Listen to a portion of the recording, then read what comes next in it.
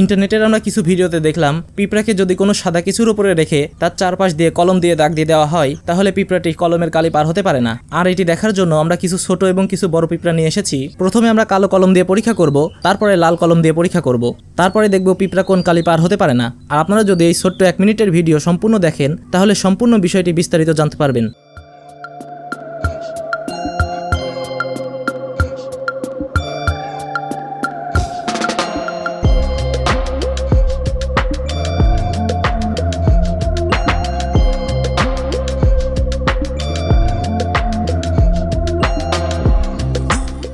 কালো কালি দিয়ে অনেকক্ষণ চেষ্টা করার পরে দেখা গেল পিঁপড়া কালো কালিকে কিছুই মনে করে না, এর ওপর দিয়ে চলে যায়। এখন আমরা লাল কালি দিয়ে চেষ্টা করে দেখব কি হয়।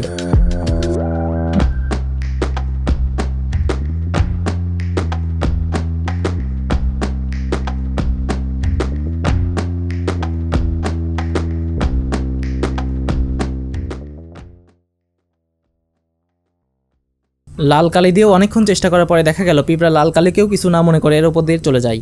আসলে পিঁপড়া অনেক বুদ্ধিমান একটি প্রাণী, তাই এগুলোকে কিছু না মনে করে এর উপর দিয়ে চলে যায়। কিন্তু একটি প্রাণী আছে যেটি এই কলমের কালিকেও বুঝতে পারে না। জানলে অবশ্যই কমেন্টে পোকাটির নাম বলুন।